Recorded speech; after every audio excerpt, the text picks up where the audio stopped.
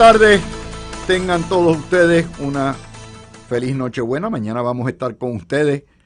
El programa de mañana va a estar dividido en dos partes. Vamos a discutir las primeras 7 noticias que impactaron a Puerto Rico y ustedes se van a sorprender de las que hemos sacado.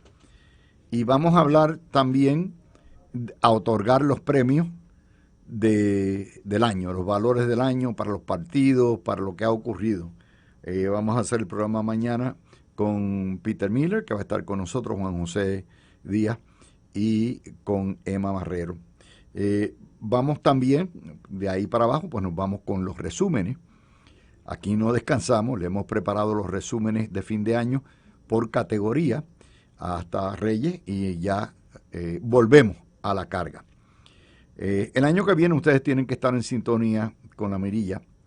El año que viene es el año que va a sentar las bases de la guerra civil en el PNP, si el PNP decide tratar de salvarse a sí mismo. Obviamente este programa va a cantárselas como las vemos, así que estén pendientes y obviamente no solamente este programa, todo Noti1.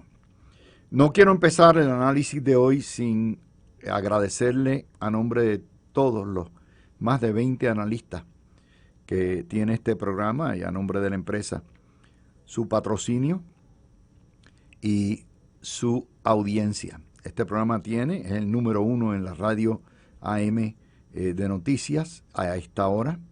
Y encima de esto, además, este programa tiene uno de lo que se llama el TSL, el tiempo que la gente sintoniza durante la semana en promedio, uno de los más altos de la radio, y lo hacen ustedes posible. Recuerden que lo que hace este programa totalmente distinto es que nosotros cuando llegamos a las 5 borramos básicamente todo lo que se ha discutido, los principales temas que se han discutido, si los podemos tocar alguno que otro, pero le traemos un menú nuevo de noticias que surgen durante el día y que los programas de la mañana no cubren. Y lo hacemos de una forma totalmente distinta con las variaciones y las distintas opiniones que tienen nuestros analistas. Así que gracias, agradecido. Yo llevo en la radio desde el 1984, pero diariamente en la radio desde el año 2001, aquí en Noti1 cuando empecé en la mirilla. Y siempre hemos estado acostumbrados, tanto aquí como en otras estaciones, a tener el programa número 1. Algo tenemos que estar haciendo bien, que se convierte en el programa número 1 de la radio AM. Y recuerden, FM es un producto y es otra clientela, y AM es otro producto. Por lo tanto, la medición es distinta en ese contexto. Vamos a empezar. No ha sido un buen día para la gobernadora de Puerto Rico. Y no ha sido un buen día porque la Junta de Control Fiscal se unió a los reclamos de Luma.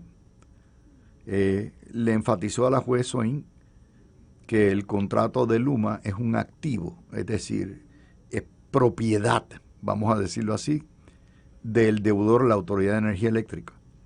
Y que cualquier cosa que ocurra con ese contrato afecta las negociaciones del plan de ajuste de deuda, afecta la estabilidad del sistema eléctrico y por lo tanto afecta las ventas y los ingresos del sistema eléctrico. Y que siendo un activo del deudor, cae perfectamente bajo promesa y le corresponde la jurisdicción a promesa. Y va a defender con uñas y dientes ese contrato, porque recuerden que las privatizadoras en Puerto Rico están ahí no porque le diera la gana a los políticos del PNP o del Partido Popular, sino porque nos los impuso la Junta de Control Fiscal. Determinó que no podía estar en manos nuevamente de los políticos y de los sindicatos, y por lo tanto pasó ahí. La segunda noticia, y ustedes han estado escuchando al licenciado John Mott todos estos días, es que ahora esto se bifurca en dos casos. pero los casos de nulidad y de cancelación de contrato están en manos de la Corte Federal. La juez Swain ha dispuesto un calendario que va a ocupar por lo menos el primer trimestre del año que viene las consideraciones jurisdiccionales nada más. Y si la juez determinara finalmente, como lo sugirió en su determinación para devolver el caso sobre discrepancias internas del contrato a la Corte local, entonces va a haber descubrimiento de prueba, lo que quiere decir que es litigio a largo y tendido.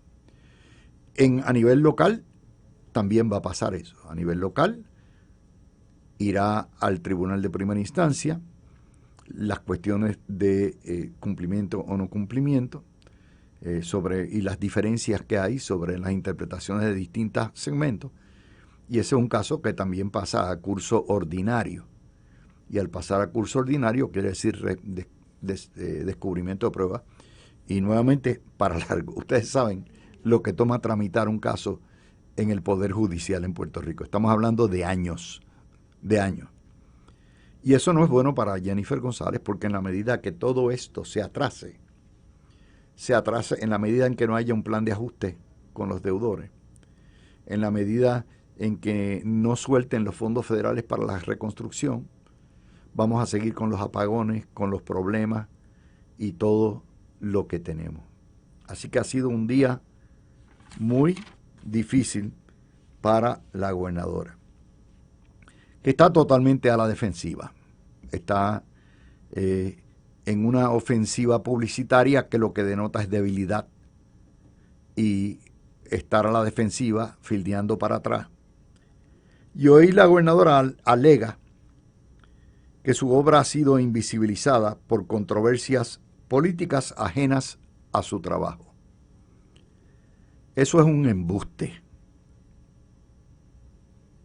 Si ustedes han estado escuchando este programa durante los últimos 2 años, saben que aunque Jennifer González entró con un sólido 42% de los votos y entró con las esperanzas más firmes de todo el pueblo de Puerto Rico de que tuviera éxito, todos los líos que se ha metido han sido autoinfligidos. No se debe a invisibilización.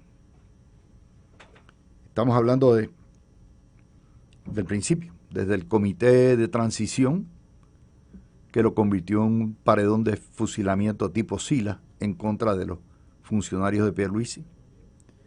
La selección de Francisco Domenech, que fue el error más grande que puede cometer y que obviamente están casados políticamente hasta el final. El desbarajuste que hubo con los nombramientos. El nombramiento de Janet Parra, el nombramiento de Verónica Ferraioli y el de Galfer, que causaron tanto resquemor. La orden de la Parguera, que le ha dado un tufo de corrupción a la administración absoluta, que era innecesaria. La decisión de no avanzar la estadidad, totalmente de ella. La persecución de pierluisista.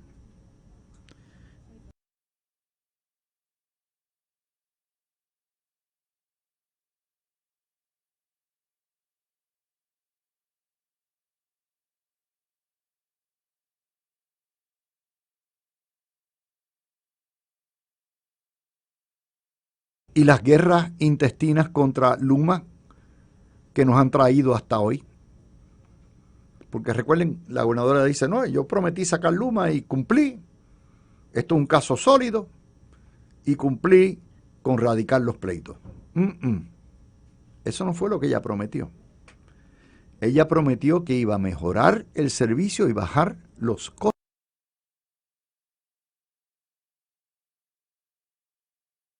de electricidad. Los costos de electricidad aumentaron durante este año. El servicio mejoró por lo que los refuerzos que se le han puesto, pero, nuevamente, a palo limpio con Luma, y los fondos federales de reconstrucción, que son cerca de 14,000 millones de dólares, están retenidos en su mayoría. Cuando usted mira, y esto nada más es la punta del iceberg, la totalidad de los líos. Esta administración se mató sola, se definió rápido, se autodefinió. Y no hay más que ir a la calle, ustedes lo saben. Las encuestas lo indican, si usted pone el oído en tierra lo dice. Y peor aún, la gobernadora perdió ya la base estadista. De eso no hay. O sea, una vez un gobernador se ecualiza, no hay manera de regresar. No hay manera de regresar. Yo difiero de mis paneles sobre ese tema. Por lo tanto, estoy previendo guerras intestinas dentro del PNP por los próximos 18 meses. Y si la gobernadora insiste en correr y no hace como Sila, un no más, o como Alejandro, un no más, pues morderá el polvo en una primaria. ¿Quién, cómo, dónde y cuándo? Ese es el drama de lo que vamos a ver. Las elecciones del 28 se deciden en el PNP. Y es a la presa, do or die. O el PNP se deshace de Jennifer González, o el PNP endosa a Jennifer González y desaparece como partido. Es así de drástico, es a la presa. No es que la invisibilizaron. La gobernadora tiene millones metidos en publicidad. Todos los días está en la televisión. No se puede quejar de que no le dan oportunidad ni a ella, ni a sus jefes de agencia, y ahora que tiene una capa de 7 portavoces por encima de los jefes de agencia. La gobernadora tiene a su disposición las comunicaciones ilimitadas que le dé la gana. Y si ella dice que está invisibilizada, pues entonces quiere decir que su equipo político, su equipo de estrategas, han fracasado asquerosamente con todos los millones que tienen. No le pueden echar la culpa a la prensa. No le pueden echar la culpa a los analistas. Todo eso, la prensa hostil va a estar para cualquier gobierno PNP toda la vida ahí mientras no cambien los paradigmas. Y cualquier político PNP sabe que tiene que nadar en esas aguas llenas de tiburones. Tiburones. Y no estoy hablando del mayor, ¿eh? Así que en ese contexto, la queja de la gobernadora es una queja contra ella misma. Usted está invisible. Y lo otro, sí, hay obra positiva en algunos lados y obra negativa en otros lados. Pero fíjense que la gente lo que le da duro ha sido o sea, esto es una gobernadora, yo mirando las redes sociales, mirando las encuestas, mirando todo lo que hay, ni Aníbal Acevedo Vilá en el primer año tenía números más negativos que Jennifer González. Y es porque la debilidad más grande de Jennifer González es en el propio PNP. Ella mató a sus fieles, quemó su iglesia. Y usted una vez quema el templo, no regresan. A lo mejor estoy mal, a lo mejor estoy equivocado, yo no soy pitonizo, pero la matemática me indica que en 25 años en Puerto Rico, este siglo, no ha logrado revalidar ni uno solo de los gobernadores que intentaron revalidar. Y todos tenían intenciones de revalidar. Pedro Rosselló, Sila Calderón, Aníbal Acevedo Vilá, Luis Fortuño, Alejandro García Padilla, Wanda Vázquez, Pedro Pierluisi. Y ahora le toca el turno a ella. Si alguien tiene mejores números, que me los dé. Ya está. Y obviamente no hay que ser un genio para saber que el 42% que tenía hace un año no lo tiene hoy. Es la política de la resta. Porque ella ha jugado la política de la resta. Esto es una misión de fracaso político. No le quepa a ustedes la menor duda. Me da pena, pero es la que hay. Es un daño tras daño, tras daño, tras daño autoinfligido. Todo el tiempo. Y obviamente aquí estamos nosotros mirando las noticias diariamente. comentándosela, haciéndole los patrones. Yo les invito a ustedes esta semana a escuchar los resúmenes por tema, porque no es lo mismo usted ver lo que ocurrió en 20 noticias de distintos tipos todos los días y ya mañana hay memoria corta y se olvidó lo que pasó ayer o lo que pasó la semana pasada, que verlas en patrones. Nosotros siempre escogemos la época navideña, que es el fin de año, para educarlos a ustedes e informarlos a ustedes sobre por dónde vamos en cada una de las áreas. Y en eso nadie más hace eso en Puerto Rico, lo hacemos nosotros. Por eso los programas de mayor audiencia en todo el año son, aunque ustedes no lo crean, los programas después de Navidad, porque la gente está en sus casas, está escuchando, quieren oír algo distinto a la tiraera diaria y nos sintonizan. Y más, porque estamos haciendo un trabajo objetivo, con balance. No yo, este servidor, nada necesariamente. Ahí yo tengo paneles que son en su mayoría y egoístas. Por lo tanto, ahí está el balance en ese contexto. Así que esas noticias las tenemos para ustedes hoy. No es bueno que la Junta de Control Fiscal se una a Luma. Tony apostaba y apuesta todavía a que la juez Swain se va a inhibir, luego de haber leído la opinión de la juez Swain que refiere al Tribunal de Primera Instancia las diferencias sobre distintas cláusulas en el contrato, y la juez enfatizar 20 veces que el contrato es un activo y que le pertenece a la jurisdicción de promesa. No tengo la menor duda. Me sorprendería mucho que la jueza Swain determinara que no tiene jurisdicción. Esa la veremos, pero ¿sabe qué es lo bueno de esto? Lo bueno de las noticias es que es un día detrás del otro. Y lo que uno dice hoy puede constatar dentro de 2 o 3 meses si surgió o no surgió, si sucedió o no sucedió. Y esto va a ser rápido. O sea, rápido dentro de lo que es el flujo de noticias. Recuerden, Puerto Rico se apaga hoy y volvemos a revivir. Las noticias reviven después del 7, probablemente después de la SANSE. No es que se pone caliente eso. Otra nota que no es muy buena tampoco para la administración: la jueza María Anton Giorgi, la jueza federal, a pedido de la Casa Blanca, paralizó el caso de donde Trump despidió a los junteros demócratas, que todavía están ahí, porque hubo una orden de paralización de las suspensiones. Y ese caso no nos sorprende. La suspensión de este caso, poner en suspenso, no nos sorprende porque nosotros les habíamos dicho que ya estaban corriendo en cortes federales y le hicimos, donde las cortes federales de circuito estaban determinando que el presidente tiene poder absoluto de remover funcionarios que ejerzan en un organismo creado por ley, aunque sea independiente, que ejerzan funciones ejecutivas. Y la Junta de Control Fiscal ejerce funciones ejecutivas. Este país en realidad lo administra a través del poder fiscal, la Junta de Control Fiscal. Y los junteros, que no son empleados,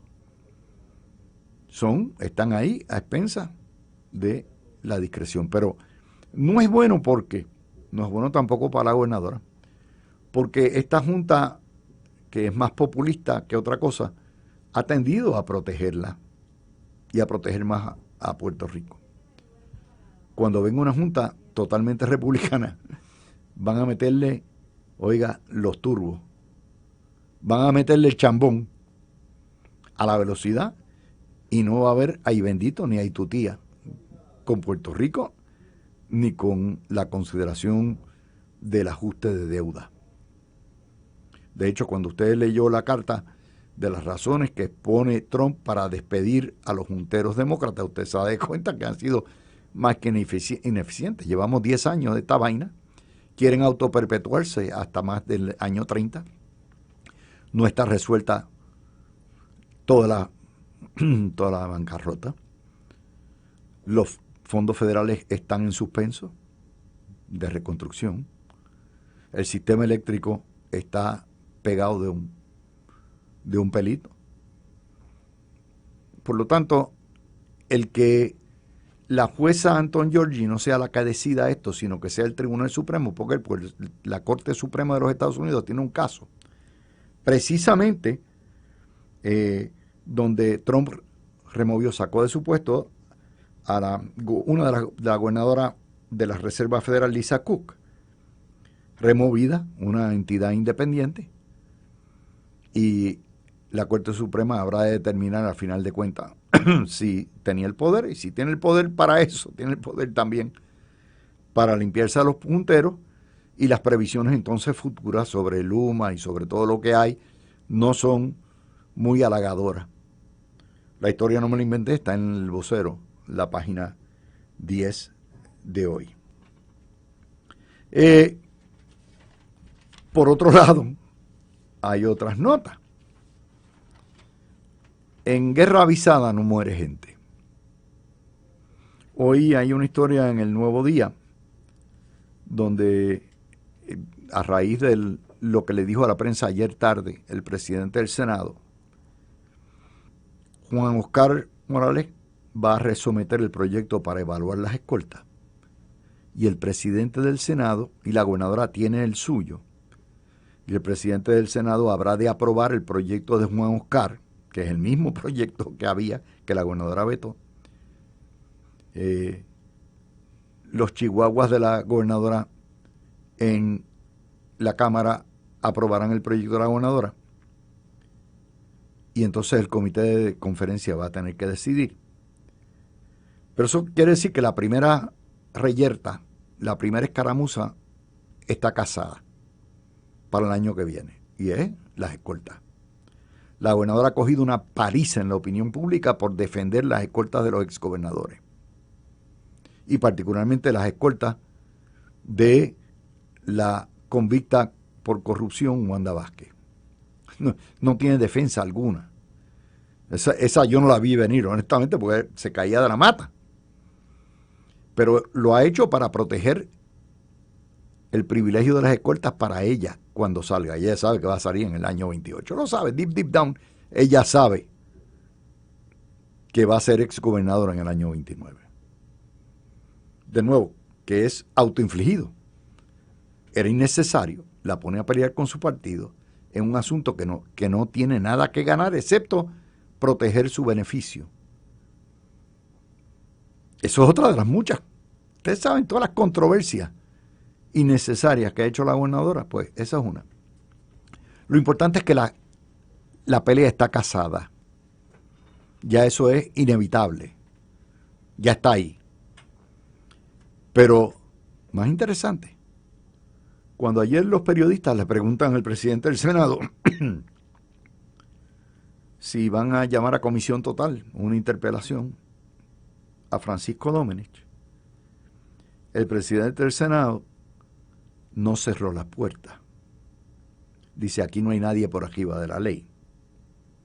Y de hecho, ya hicieron una interpelación del secretario de Recursos Naturales, que no fue muy exitosa, by the way, por el memorando que hizo sobre las casas de la Parguera. Pero, como yo hablaba esta mañana con Iván Antonio y con Ramón, una cosa es con violín, otra con guitarra. El que el presidente del Senado no cierre las puertas a llamar a capítulo a Francisco Domenech, que como secretario de la Gobernación no lo pueden llamar a capítulo, pero sí como jefe de AFAF,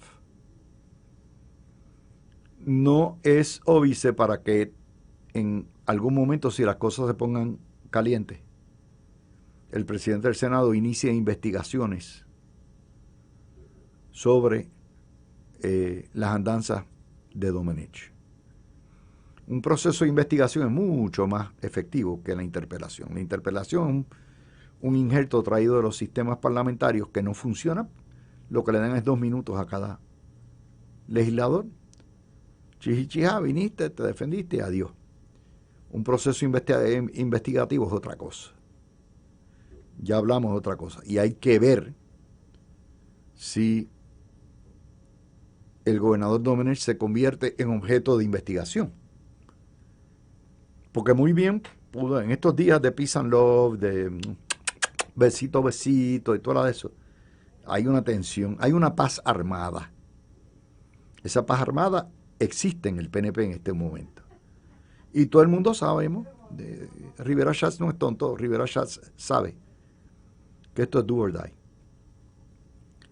Como la conciencia del PNP y el adulto en la habitación, Rivera Schatz sabe que el año que viene es crítico para la sobrevivencia del PNP y con lo que se ha convertido en el problema del gobierno Domenech.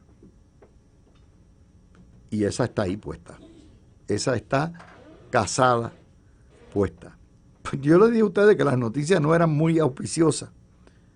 No son muy buenas. Otro autoinfligido. Jennifer González tiene que defender los portavoces o los fotutos contratados para que defiendan su obra. Cuando usted automáticamente le quita autoridad a los jefes de agencia que tienen acceso a todos los medios y le tiene que poner una capa intermedia de 7 interlocutores para que hablen a nombre suyo, ya usted es un daño autoinfligido. Primero porque erosiona la confianza en el jefe de agencia, que es el que está en el ajillo de la cosa. Pero encima de eso, porque usted necesita 7 bocas para que la defiendan. Y hay un conflicto obvio. La mayoría tienen contrato. De manera que son francotiradores comprados. Y al tener contrato, a la misma vez tienen un conflicto porque pueden representar entidades privadas y personas privadas en el gobierno. ¿Quién le va a decir que no al que es un portavoz oficial de la fortaleza? Nuevamente autoinfligido. Y lo otro, ella se queja de que le han invisibilizado la obra, pero quien mejor conoce la obra son los jefes de agencia y le han metido un tapón, una mordaza a los jefes de agencia y todo tiene que pasar desde el gobernador Domenech para abajo a través de estos portavoces. De manera que quien invisibiliza la obra es ella misma, porque le ha tapado la boca a los que conocen la obra y se lo da a los que no desconocen la obra. Esto es una locura, esto nunca había pasado en la historia política y administrativa de Puerto Rico. Y de hecho, Fortaleza no ha divulgado ni los contratos, ni las limitaciones de los contratos, ni los salarios, y mucho menos los clientes que tiene cada uno de esos portavoces, porque es importante saber a quién representan. Que es el mismo problema de los cabilderos, que es otro de los temas. Cuando usted contrata a un cabildero mayor y hace esto un paraíso cabildero, y durante todo el año ha habido protestas a todo lo que da de que esto es un gobierno nada más que funciona a base de la influencia que ejerce el cabildero, pues un daño autoinfligido. Como le dije, y cuando usted ve que hay distintas pestes por aquí, por allá, es autoinfligido. Quien contrató a Domenech es ella. Quien tiene el gobierno de cabilderos es ella. Quien ha hecho todo esto, los portavoces, es ella. Cuando usted tiene necesidad de contratar a alguien que hable por usted, cuando usted habla por un tubo 7 llaves, cuantas veces le da la gana y tiene las veces abiertas, usted está admitiendo una debilidad inherente y un fracaso total de comunicaciones. Que me parece que es increíble que el gobierno que más comunica, el gobierno que más ha tenido acceso a los medios, se queje de que le han invisibilizado la obra. Así están las cosas. Vamos a la pausa y venimos con más temas. Partido Popular ahora. El Partido Popular está hecho una gallina loca, no sabe para dónde va. Y no es el Partido Popular. Tengo entendido que hubo hasta asambleístas PNP que votaron por esto. A instancia del corrupto alcalde de Aguadilla, Julio Roldán, la Asamblea Municipal de Aguadilla, que es un pueblo santuario de indocumentados, aprobó la ordenanza respaldando que se le pida al cónsul general de España en Puerto Rico, al gobierno español, a las Cortes españolas, que son la legislatura, que le dé a los puertorriqueños la ciudadanía española y nos convierta a todos en súbditos del rey Felipe, porque esto es una medida reparatoria. Como nos soltaron en la guerra, pues nos tienen que reparar y nos tienen que indemnizar dándonos la ciudadanía. Y lo que nos convertiría en súbditos del rey. Eso lo hemos discutido aquí 20.000 veces, es una locura. España, que tiene problemas de nacionalistas en prácticamente todas sus autonomías, pero particularmente las tiene en Cataluña y las tiene en el País Vasco, donde hubo una guerra terrorista de 40 años. No va a meterse en un país pobre que tenga un nacionalismo muy fuerte. Aparte del conflicto de lealtades, aparte de la locura de que, porque ustedes no lo saben, pero si usted es ciudadano de una nación, usted tiene que pagar y gana dinero en el extranjero, usted tiene que pagar contribución sobre ingresos a esa nación. Imagínense ustedes siendo ciudadanos americanos pagando contribuciones, ¿verdad?, acá y pagando contribuciones en España. Chulísimo. Pero esto lo que representa es el conflicto de espíritu y de identidad que tiene el Partido Popular y la loquera que tiene. Este no es el Partido Popular de la ciudadanía, de la común ciudadanía. Este no es el Partido Popular de la coexistencia de las dos grandes culturas en Puerto Rico. Este no es el Partido Popular que piensa, ¿verdad?, que Puerto Rico tiene que ser tratado en condiciones de paridad como si fuera un Estado. Este no es el Partido, pero es el Partido Popular también que favorece a los narcorregímenes de Venezuela y Colombia y no quiere que Trump le meta bombazo. Es el mismo Partido Popular que ha estado coqueteando con los independentistas todo el tiempo. Y esto, la Asamblea de Aguadilla debiera, si esto es un reflejo de lo que van a hacer los 41 alcaldes del Partido Popular y de lo que piensa Pablo José Hernández Rivera, pues entonces lo que tienen es una melcocha. Es realmente o usted es americano o usted es español. Ahí si no es americano o español, usted es independentista y es nacionalista, pues usted es puertorriqueño nada más. Usted no puede tener 4 lealtades, porque no es solamente lo que están buscando es el pasaporte de la Unión Europea. Eso es lo que están buscando. Imagínese usted teniendo 4 pasaportes. Usted tiene el pasaporte americano, le hacen un pasaporte puertorriqueño, pues ellos creen en la nacionalidad puertorriqueña, el pasaporte español y el pasaporte de la Unión Europea. ¡Qué chulería! Entonces España va a decir, ok, ¿a cambio de qué? ¿Qué me van a pagar los puertorriqueños por ser súbditos del rey? Eso es lo primero. Esto nuevamente es una locura, no se va a dar, pero les demuestra a ustedes la melcocha que hay en el Partido Popular y las razones por las cuales, en términos ideológicos, el huevito no le llega ni a los tobillos a Juan Dalmau. Señores, Merry Christmas and Happy New Year. Saludos, Javier y Fernando. A todos los que nos están escuchando. Y felicidades aquí a Fernan y a ti y obviamente a toda la familia de Noti1. Mira, esto de Julio Roldán en Aguadilla demuestra y es consistente con la inconsistencia que tiene el Partido Popular. Este no es el alcalde que a la misma vez que es ciudad santuario, cuando hace un par de meses comenzaron a los ejercicios militares ¿verdad? A subir en términos de proporción y eso, apoyó los ejercicios militares en Puerto Rico. Y apoyó el que retorne la Fuerza Aérea o parte, ¿verdad? Y que utilicen la pista de Aguadilla, de la base Rey y que, todo eso. Que pongan una escuela militar americana. Militar. O sea, la realidad es que Julio Roldán es una caja de sorpresas. Entonces ahora viene aprobando esta ordenanza para que entonces vamos a notificar al cónsul de Estados Unidos en España sobre esto, que nosotros apoyamos que este proyecto para que se le otorgue una ciudadanía española a los puertorriqueños que eran descendientes de los puertorriqueños al momento de 1898 en la guerra hispanoamericana y toda esta cosa.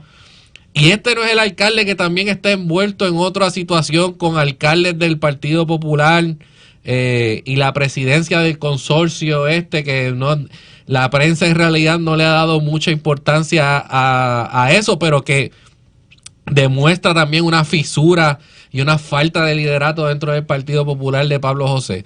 O sea, esto es increíble. O sea, tienes un alcalde que está en diferentes direcciones, que un día te dice una cosa y parece que es proamericano, pero al otro quiere la ciudadanía española, que por un lado apoya a Donald Trump y los movimientos militares que están haciendo en Puerto Rico ahora de camino al conflicto que tiene en Venezuela, pero por otro lado es una ciudad santuario para ilegales. Una melcocha. Pero ¿sabes qué? Ningún ser humano es ilegal. Aquí, Fernando, aquí llegué yo, llegó el abogado. buenas tardes. Mira, Fernando, la inmigración lo lindo de aquí, esto es que ¿sabes? estamos viendo la aplicación Claro. perfecta de la indiferencia de Pablo José. Olvídate, mal carajo. De hecho, déjame decirte, siempre ha habido una afinidad. Tanto Rafael Hernández Colón, Güelito, era loco con España. ¿Quién trajo los reyes católicos de España? Y el otro, como él, el monseñor trajo el anillo de Giral, Pablo de Giral, y lo mismo pasó. Alejandro se hizo ciudadano español. Yo puedo entender esto, pero tú pedir que haces un blanque, mira, a todos los puertorriqueños devuelvan. No, de hecho, los puertorriqueños no fuimos ciudadanos de España, éramos súbditos, ¿ok? Además, éramos súbditos, porque Puerto Rico, hasta que no se hizo una autonomía, y entonces al final fue cuando llegamos. Y cuidado, yo no estoy seguro. Nunca ha estado muy claro, que fuéramos, tuviésemos todos los derechos. Yo creo que no los teníamos, o sea, por lo que he visto. O sea, mira, el tema de la ciudadanía, la ciudadanía es algo que todos debemos atesorar. O sea, es una señal de que somos parte de una comunidad más grande, es una de los elementos principales de lo que es el Estado moderno, lo que es un país moderno.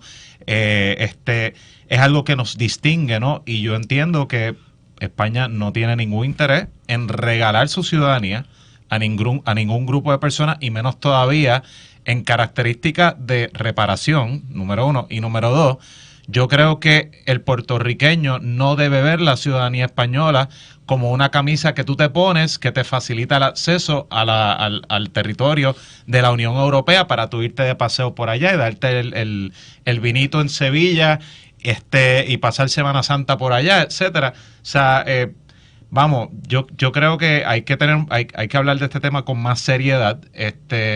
Sí, mira, una resolución de una asamblea municipal no tiene ningún peso, sí tiene un simbolismo, pero demuestra que el enfoque del Partido Popular, me uno a las palabras de ustedes dos, está puesto en cosas que, mira, no suenan con nadie ni le van a resolver la vida a nadie. Hoy día, hasta el mismo presidente Trump, que de hecho ha culipandeado con el tema, hasta él ha reconocido que la preocupación principal del pueblo estadounidense, y lo mismo aquí, es el tema de affordability, del costo de vida. ¿Qué vamos a hacer para mejorar la condición de vida de nuestros ciudadanos? Pues correcto. O sea, toda la vida. Y entonces, pues, ¿y qué hace la Asamblea Municipal del gran municipio de Aguadilla?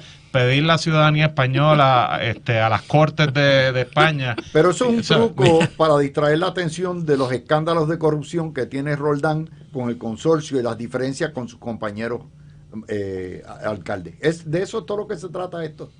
Es un truco. Y la realidad es que se lo publicaron y le salió y se está discutiendo. Y obviamente hasta un poco más que ese asunto que tuvo con sus alcaldes y que lo hicieron renunciar a la presidencia del consorcio y todo ese revolú que hay dentro de las entrañas del Partido Popular.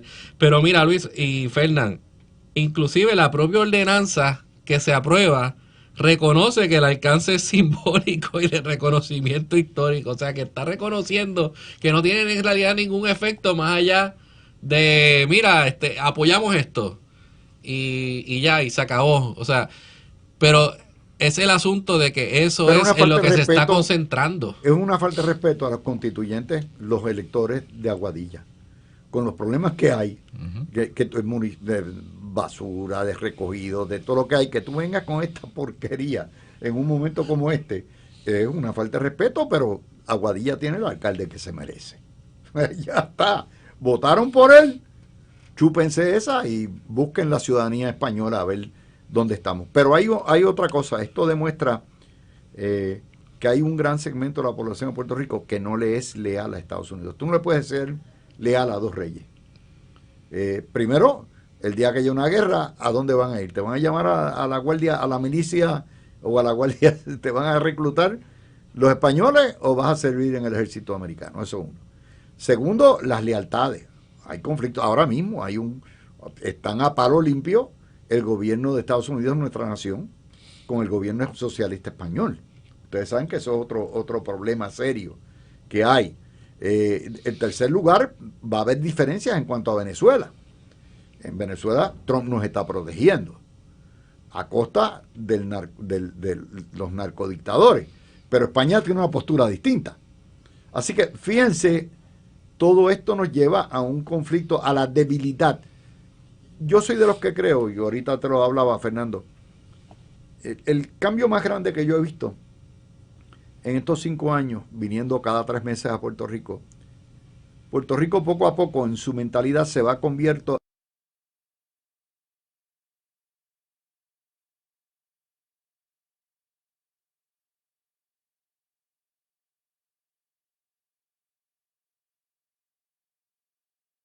se va convirtiendo en una nación del tercer mundo.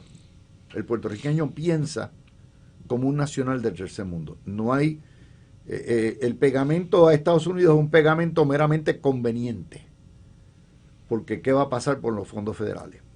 Y todos los días lo veo más. Tan es así que el 31% votó por el independentismo, por el partido independentista.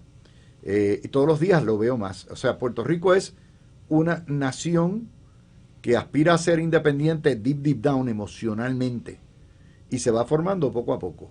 Y este mejunje de salimos de colonia de uno, vamos a hacer de colonia de otro y vamos a regresar a otro sitio, es parte de ese proceso que está ocurriendo. Yo lo veo así. Ya llevamos 2 generaciones de propaganda de los medios nacionalista, populista, y eso tiene sus efectos, particularmente a las generaciones más jóvenes, que no conocieron otra cosa y su punto de referente ha sido de crisis en crisis, el colapso del coloniaje. Y entonces, en ese contexto, pues, es la que hay. Es como yo la veo, no sé si ustedes la ven así. Yo comparo eso con el crecimiento de la estadidad en la urna.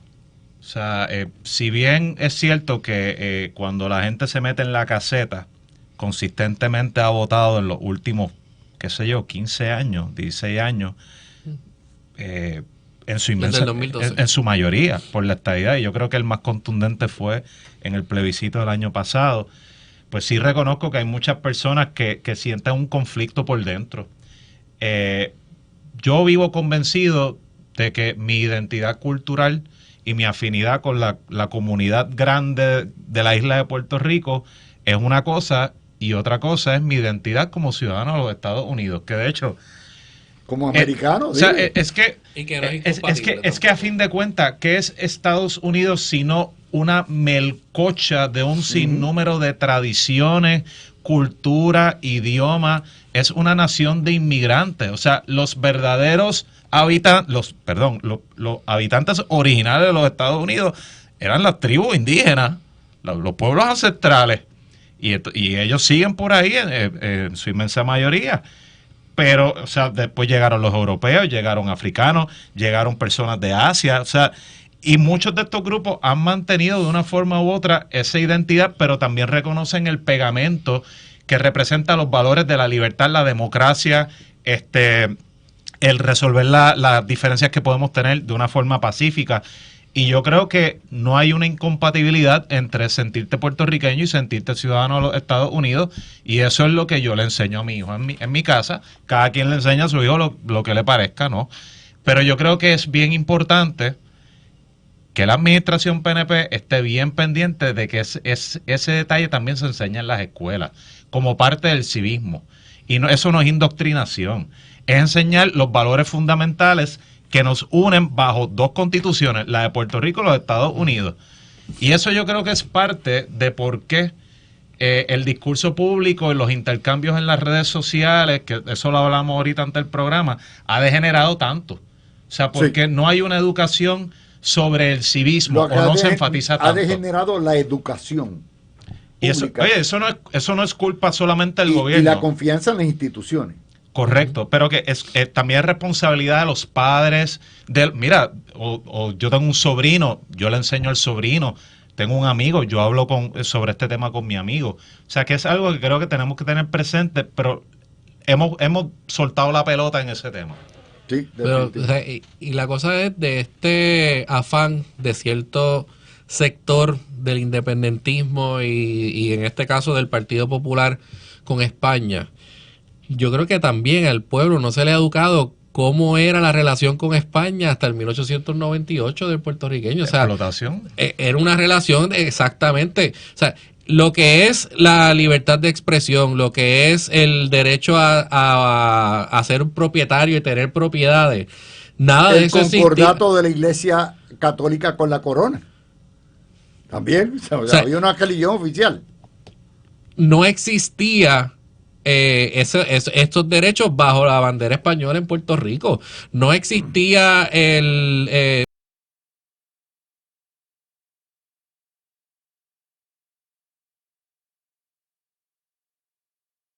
términos educativos, No había universidades. No había universidades, no.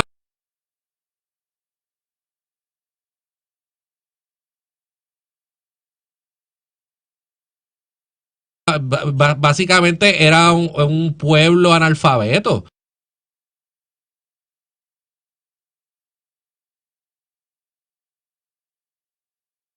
Y que tenía ciertos ciertos privilegios que el resto de los puertorriqueños no tenían. Punto. Y lo otro, fíjate, otra de las pretensiones es lo déspotas que son. O sea, ¿a quién le han preguntado para hacernos ciudadanos españoles? Han propuesto un plebiscito para que regresemos a España y nos convirtamos en ciudadanos españoles. Yo creo que eso sería lo primero.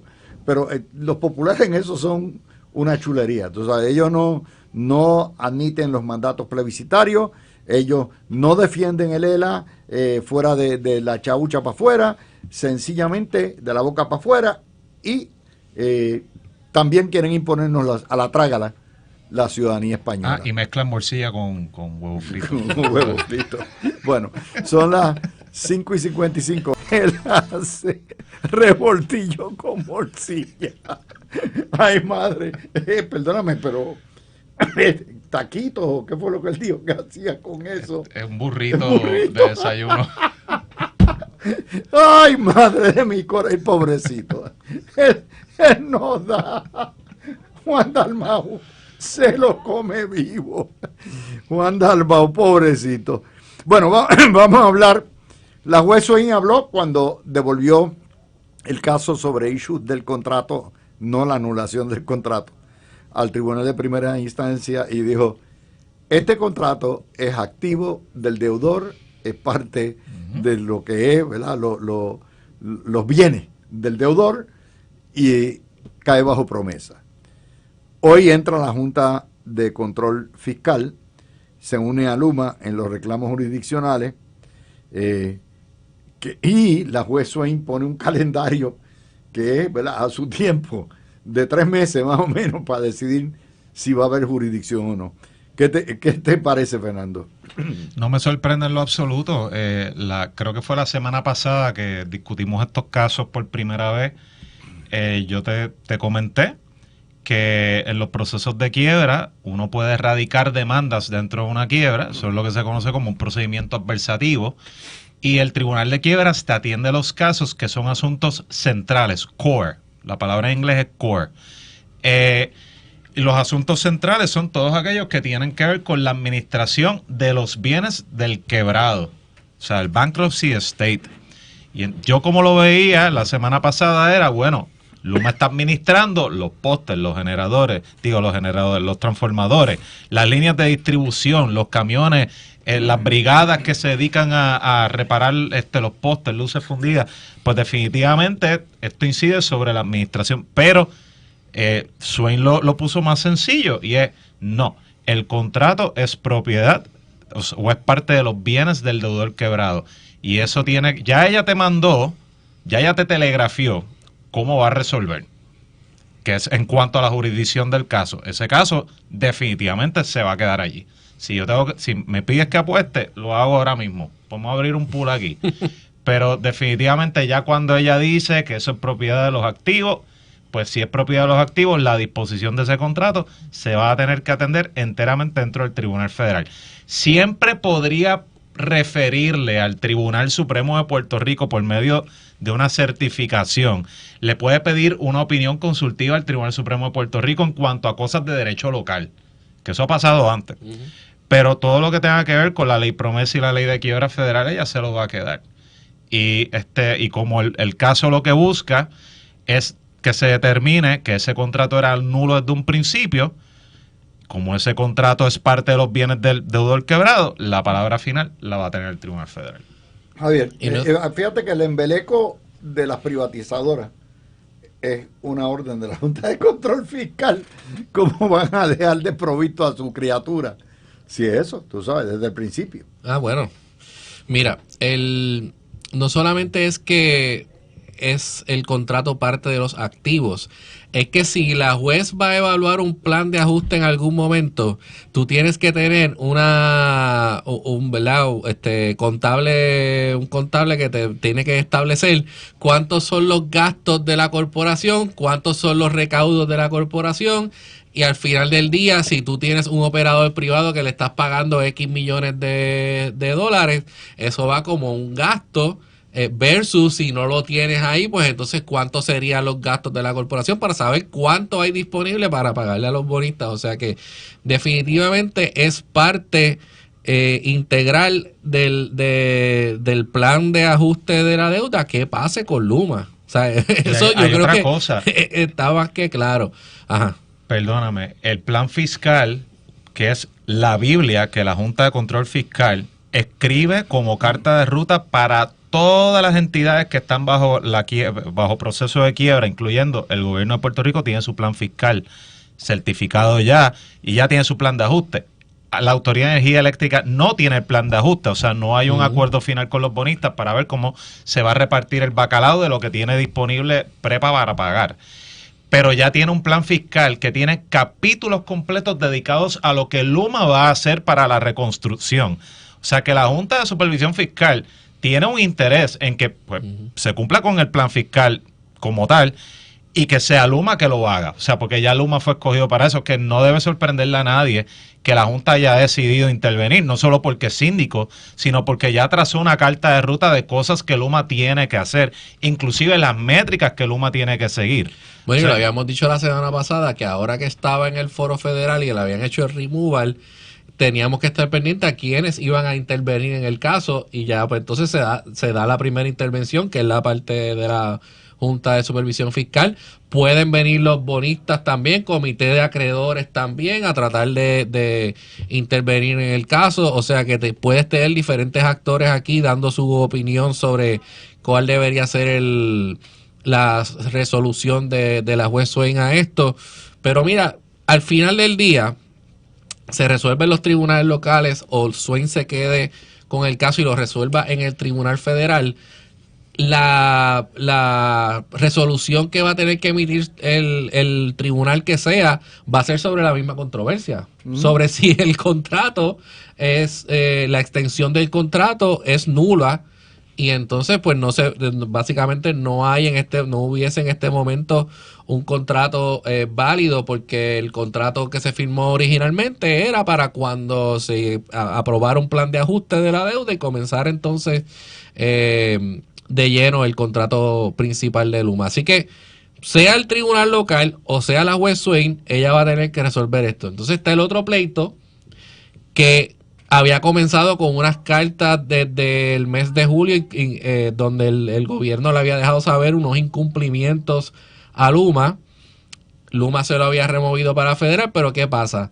Habíamos dicho en este programa que dependiendo del tipo de incumplimiento puede que haya un tipo de árbitro que sea el que tiene que mirar eso en primera instancia, y Swain dijo, mira, ustedes se pactaron que ese iba a ser el proceso para determinar incumplimientos, que hay un árbitro que lo tiene que ver primero y que luego de ahí irían a los tribunales locales.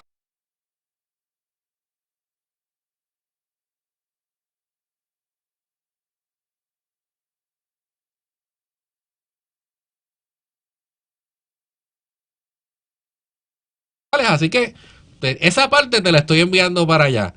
Ahora, la parte de si el contrato, la extensión del contrato es nula, yo pienso que esa parte ella se puede quedar con ella. Mira, ya que estamos, ¿verdad?, resumiendo el año, la embarcada más grande que le han hecho a la gobernadora es una tomadura de pelo, y es de Josué Colón, es la guerra contra Luma. Es una guerra que tarde o temprano era inganable. Pueden cancelar el contrato, pero dentro del término, la gobernadora está jugando en un término, está contra el reloj, tiene un término de 4 años y ya se fue una cuarta parte. No había manera de ganársela y cambiar. Tú puedes votar a Luma, pero las cosas no van a cambiar hasta que no pase mucho tiempo. De manera que Josué Colón es el paquete más grande que ha habido en esta administración. Y yo soy de los que pienso que va a ser uno de los primeros que va a ser el chivo expiatorio. El primero, cuando se pongan las cosas a peseta, el gobernador Domenech va a ordenar que voten a Josué Colón. Porque no van a votar a la gobernadora, ni van a votar al gobernador Domenech. Así que en ese contexto, esta ha sido una embarcada de 3 pares. Le funcionó para la primaria, pero una cosa es con violín y otra con guitarra. Y ahora es que estamos viendo las consecuencias. O sea, esa estrategia ya nos va a extender al plazo 15 meses, como mínimo 15 meses hasta que se determine la jurisdicción, porque después de eso no importa si se devuelve al tribunal local o al tribunal federal, viene descubrimiento de prueba, viene caso, todo lo que da, ya nos embarcó en el año 27, ya nos metió en el año 27 o el 28. Así es la cosa. No, o sea, tienes razón en el sentido de que una vez se atiende al asunto de si la jueza Taylor Swain tiene jurisdicción para quedarse con el caso, lo cual ya sabemos va a tomar unos cuantos meses, el tema de las imputaciones de parte y parte de quién participó, quién votó en las reuniones de la Junta, creo que era de la APP o del negociado de energía, no recuerdo exactamente quiénes eran los jugadores, que se abstuvieron, pero supone que una abstención se debe tomar como que estaban votando en contra, etcétera. Todo eso va a requerir que se presenten cientos, si no miles de páginas de documentos, que se depongan a personas, etcétera, y el proceso de descubrimiento de pruebas puede atrasar un caso 2, 3 años fácilmente. O sea, no hay una salida fácil a través del litigio para esto. A menos pues que de entrada... A menos que sea algo una sentencia declaratoria que no se pidió claro, así. que solamente con documentación que sea pública. Declaraciones, deposiciones, documentación, evidencia real. Que con documentación que sea pública, que no requiera entonces ir a un proceso de descubrimiento de prueba o establecer hechos más allá de esa documentación que es pública y que los tribunales pueden tomar conocimiento judicial. Si es necesario establecer hechos que no están en documentos públicos y que no son de fácil corroboración y que no los pueden estipular, es que no va a pasar. Ahí entonces estás hablando de que empieza el proceso de De descubrimiento. De descubrimiento de pruebas. Primero de contestación de demanda, Es después una de caravana de descubrimiento cojo. de pruebas. O sea, una si caravana de es cojo. el trámite ordinario de una demanda, 15 meses es poco. No, exacto. yo seguro, Si es una demanda de una mala práctica médica, por ejemplo, en la federal radicada en el 22, va a tener juicio en el 2026. Para darte un ejemplo, y eso es un caso privado entre partes de un incidente en particular. Entonces, fíjense lo que es la falta de veracidad. Hoy, en conferencia de prensa, el SAL de Energía y la gobernadora consideran inexplicable el apoyo de la Junta a Luma. Oye, Luma es criatura de la Junta. Las privatizaciones son criaturas de la Junta. Promesa es la Junta. ¿Cómo que inexplicable? ¿Qué parte de Promesa y qué parte de la quiebra no entendieron? O parte de las privatizaciones. Es que es un embuste detrás de lo otro. Ustedes perdonen, pero esto es una falta de respeto con el pueblo. Mira, quiero añadir algo más a lo que estamos discutiendo ahora mismo.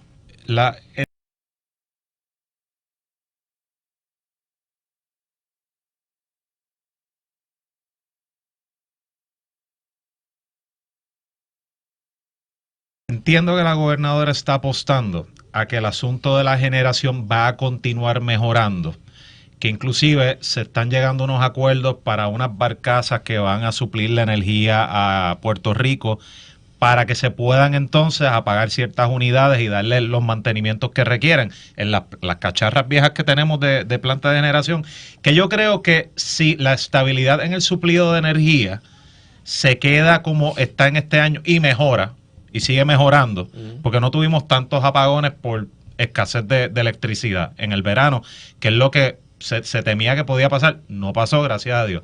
Pues mira, desde el tema energético, la gobernadora todavía tiene la oportunidad de dar un palo, a pesar de que le entró al tema durante las primarias con que hay que sacar a Luma sí o sí. O sea que las encuestas ahora están demostrando que el tema principal que le preocupa al consumidor no es si es Luma el operador, es el costo como tal de la energía. Bueno, o sea, la factura, sí, pero en términos de energía eléctrica, es el costo de la factura porque, exacto. O sea, después que dijeron que iban a bajar la factura, ahora la pensión Viagra la tenemos que pagar también. Vino la pensión, vino el otro cargo por 2 cargos. Ajá, por mejoras y ¿verdad? Mejoras permanentes y todas esas cosas. 4 chavitos más. Que estuvieron por ahí. Kilovatio hora.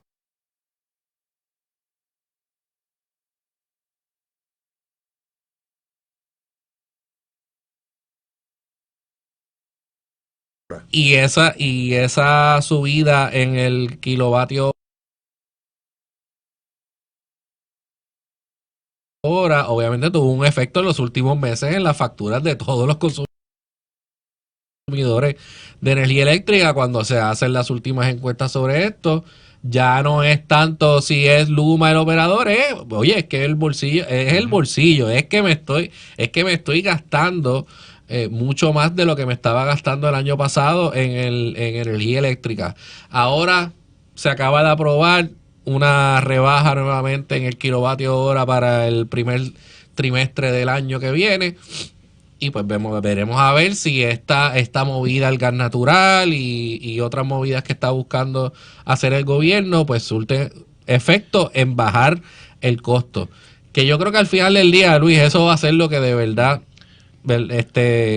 si el sistema se mantiene más o menos estable como se mantuvo este año, y no hay estos apagones que vimos en años anteriores, y que pues la realidad es que se han reducido los apagones masivos en por lo menos en estos últimos meses, desde el verano para acá, que se esperaban que estuvieran y no llegaron, y obviamente hubo más generación.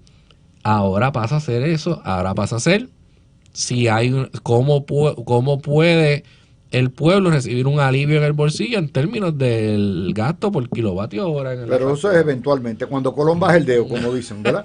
Porque mientras esto se siga atrasando, es peor para nosotros. Va a ser peor para nosotros. Porque mientras no haya fondos federales para reconstruir la red de arriba para abajo, ahí, mira, yo acabo de poner en Twitter hoy, hay 2 en la avenida de Roosevelt, fui a almorzar con mi esposa y 2 postes que están a punto de caerse. Tú dices, Luma. No, perdóname. Son como obras de Gaudí, ¿verdad? O sea, Obras de Gaudí. Tú dices, espérate. ¿Y dónde está Transportación de Obras Públicas y Carreteras? Porque si Luma no responde, ni arregla ni endereza esos postes, yo traigo a la gobernadora allí, monto una perreta hasta que por fin se sustituyan los postes. Esos postes están a punto de caerse y van a matar a alguien. ¿Ok? Pero lo que estoy diciendo es, ni en lo más básico, puse otro de la condición de los baños del centro de convenciones, que está bajo la licenciada Ferraioli. Oye, no había papel de inodoro, los baños asquerosos. Había una actividad de miles de niños en el centro de convenciones. Yo fui porque mi nieta estaba jugando voleibol. Tuve las cabinas del inodoro no tienen los latches, de manera que me imagino que cuando la gente va allí a hacerlo, ¿verdad? Lo que tienen que hacer, tienen que poner la mano para que no le entren y le afecten su... O sea, es lo más básico, son cosas básicas que son cosas de administración. El ojo del amo engorda al caballo. Y eso de los postes, te puedes imaginar las que pueden haber en todas las carreteras de Puerto Rico. Cosas básicas. Y la gente las ve así y dice, esto es un desastre. Aquí no se hace nada. Porque nada, Luma, no, esa es carretera estatal, esa es la avenida Roosevelt, una de las principales avenidas. Por lo tanto, es carretera y el gobierno los que tienen que empujar porque eso se arregle, porque se van a matar a alguien. Bueno, pues si no saben ni limpiar los baños, ni saben enderezar postes que pasaron, que el huracán le pasó por arriba 9 años después, pues ya te está diciendo, no es que están invisibilizados, eso es lo que la gente está viendo. Eso es lo que la gente está viendo. El estado de los baños en Puerto Rico, uno de los problemas ambientales más grandes que tiene Puerto Rico es los baños. ¿Tú crees que DACO le interesa al Departamento de Salud meterse a decir estos baños tienen que estar inmaculados? Porque aquí se están quejando que hay infección, casi una epidemia. Oye, la fuente de contaminación, los baños, nuevamente un baño sin jabón, un baño sin que te funcionen los respiradores de aire para secarte las manos. Es lo más básico, la gente lo está viendo. Yo estoy viendo las carreteras. Acabo, el Expreso de las Américas da grima. Y tú me dices, pero no, pues eso fue hace años. No, hombre. La principal carretera, la autopista metropolitana, ¿tú me quieres decir que tú no le puedes pasar brea? Si le pasas brea, ¿cuántas cosas hay? No, y se los digo porque yo estoy viniendo cada 3 meses y veo 5 años. Veo que no hay progreso, no hay esto, Pero el problema no es invisibilización. El problema es que está visibilizado. La incompetencia se visibiliza y se ve. Y les traigo... Yo sí tengo que discrepar contigo en el estado de las carreteras.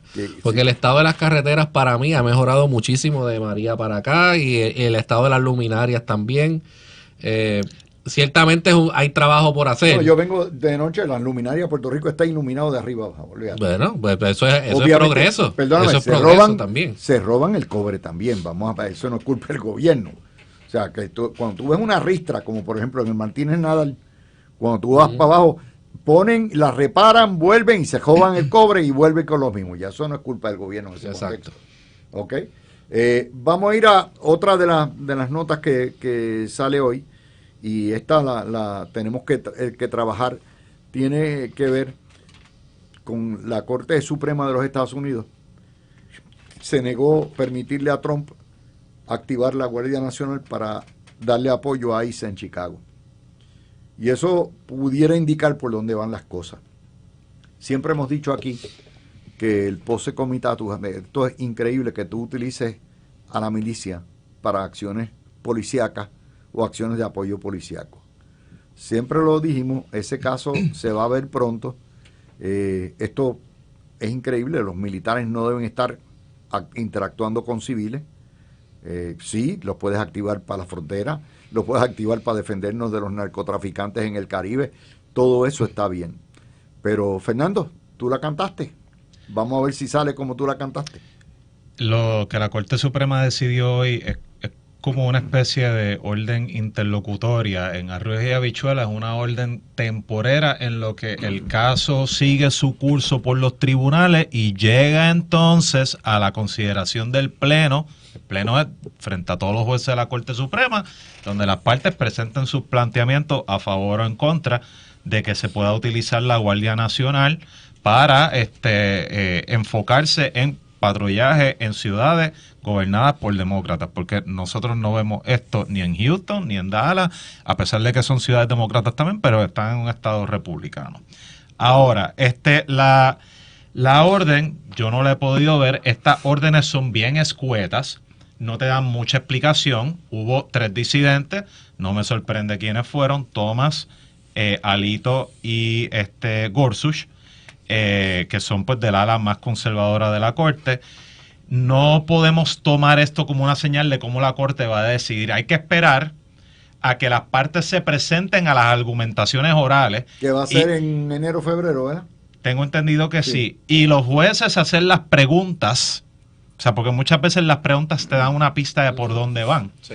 Para entonces tener una mejor idea de cuál puede ser el resultado. O sea, pero estas órdenes, parte del problema es que no sabemos exactamente los motivos, excepto cuando se hace una opinión o no una opinión, se escribe una disidencia de yo no lo hubiera dado dentro del calendario de nosotros una orden temporera a esta persona para que hiciera o dejara de hacer X o Y. Pero mira, desde el punto de vista, vamos a olvidarnos de lo legal por un minutito. El utilizar a los militares para darle apoyo a agentes civiles en operaciones que son de carácter civil, ya sea de inmigración, ya sea arresto por la comisión de delitos, etcétera, es peligroso porque el militar recibe un entrenamiento que es para pelear en una guerra, no para hacer intervenciones policíacas. O sea, así es que mueren personas por error. Oye, indirectamente, la exposición de estos guardias nacionales caminando por las calles terminó en una tragedia el fin de semana Acción de Gracias, cuando este loco de Afganistán mató a uno de los 2 guardias nacionales que estaban cerca de la Casa Blanca. O sea, que yo entiendo que la Corte Suprema no debería darle la oportunidad al presidente Trump a utilizar las fuerzas militares, a menos que estemos, como dice la Constitución, con un insurrection, o sea, con un alzamiento donde hay que poner ley marcial, etcétera, y nosotros no estamos ni remotamente cerca de una situación como esa. Bueno, eso es otra de las notas. La verdad es que este país... bueno, está la otra, que es la de la paralización de la demanda por los despidos de la Junta de los despidos de la Junta. Que lo pidió la misma administración del presidente Donald Trump, diciendo, mira, hay otro caso donde yo despedí a una funcionaria de la Reserva Federal, que es de nombre Lisa Cook, y él dice, mira, ese caso lo va a ver el Supremo, y lo que decide el Tribunal Supremo en ese caso puede tener un efecto entonces para ilustrar al tribunal en este caso de los despidos de la Junta de Y hay otra más Fiscal, que viene de los junteros de la National Labor Relations Board, que también esta semana lo discutimos, y pudiera tener también, porque esa todavía tiene más acciones, más facultades ejecutivas. Pero en términos de Puerto Rico lo que quiere decir es que entonces estos tres funcionarios de la Junta se quedan entonces mientras esté esta paralización del caso, y luego pues entonces hay que ver lo que decide ese caso del Supremo del despido de la gobernadora de la Reserva Federal, para entonces ver qué efecto puede tener en el caso de los despidos de los junteros. No, y de hecho eso es lo prudente, o sea, vamos a olvidarnos por un momento de qué parte vino el presidente Trump, que yo le tengo negativo cariño. La realidad del caso es que tú como abogado, los responsables, cuando estás en un litigio, que una posible decisión que va a bajar próximamente la Corte Suprema puede afectarte. Te va a afectar el caso, tú tienes una obligación de dejarle saber al tribunal, mira, para. Y eso pasa mucho a nivel de los circuitos de apelación. O sea que no me sorprende, no creo que significa gran cosa. Es meramente lo que un buen abogado que tiene apertura, candor con la Corte, pues debe hacer bajo los preceptos éticos nuestros. Y hay otra decisión que también cantó Javier, Y es que tú la semana pasada nos dijiste que la Corte iba a determinar que el informe legal de la policía, la opinión legal sobre las escoltas, que era confidencial, y la juez determinó que es confidencial y no se debe revelar. Claro, y mi argumentación en aquel programa que tuvimos era que como gobierno yo estaba de acuerdo en que se defendiera la confidencialidad de la opinión legal, porque para mí no se debe, el gobierno, la agencia que sea, no debe renunciar a una confidencialidad que tiene y a una protección que tiene las opiniones legales y estar produciendo las mismas ¿verdad? No cualquiera, pero al que sea que esté solicitando información bajo el palio de que es información pública. No, hay una información privada, hay ciertas informaciones, cierta documentación que tiene el gobierno en su poder que son privilegiadas y que están protegidas y tienen esas protecciones, y una de ellas es la opinión legal. Y yo decía que era muy peligroso el precedente que se podía estar dando si tú producías una opinión legal y no defendías el derecho a la confidencialidad de la misma. Uh-huh. Y ¿verdad? Tenía aquí a Tony que discrepaba de mí, decía que esa opinión se debía dar. Fernán estuvo de acuerdo conmigo, tú discrepas. Estábamos dos y dos en ese por eso, pero yo te la apunto rápido. O sea, si la pegas, yo te la voy a apuntar. Lo mismo que si la falla. Pero fíjate, no tengo duda. Pero oye, yo creo que también ustedes, el argumento era más un argumento político, no necesariamente legal. O sea, que lo produzcan, pero ustedes no discrepaban que las opiniones legales tienen que son protegidas y tienen un privilegio. No, esa no era la discrepancia. La discrepancia era si está saludando a Zombie allí.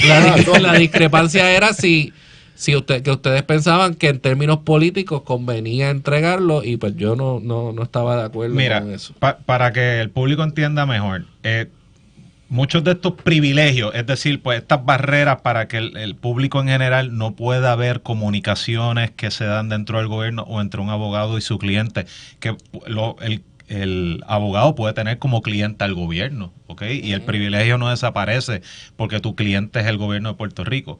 Es que se quiere proteger la capacidad de las partes de deliberar libremente, de hablar libremente y sin tapujo de todas las alternativas que hay, si algo es potencialmente legal, si algo es potencialmente ilegal.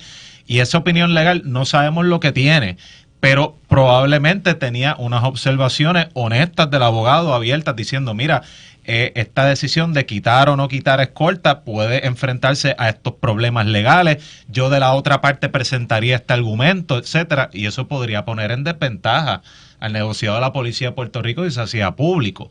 Además, pues, de lo malo que es sentar un precedente de abrir la puerta a que se produzcan opiniones legales a diestra y siniestra.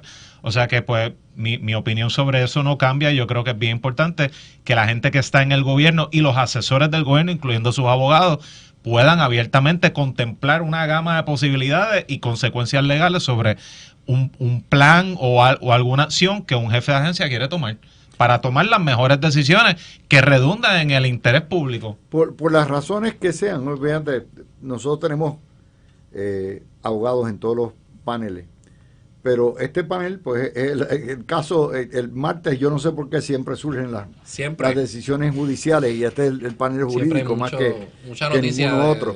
Legal. Y para que ustedes vean que es que no hay manera. La gobernadora acaba de conceder, me parece a mí, 4 puentes navideños de 3 pares sin precedentes. Fue en Semana Santa, en Acción de Gracia, ahora en Nochebuena, en la Nochevieja y Año Nuevo, y en Reyes. De hecho, el más grande es el de Reyes, porque la gente se va el día 31 y no regresan hasta el día 7, el miércoles 7. Eso es una semana de puente. Pues es que no hay manera. Los empleados públicos tienen, ¿cuánto? 21 días de vacaciones.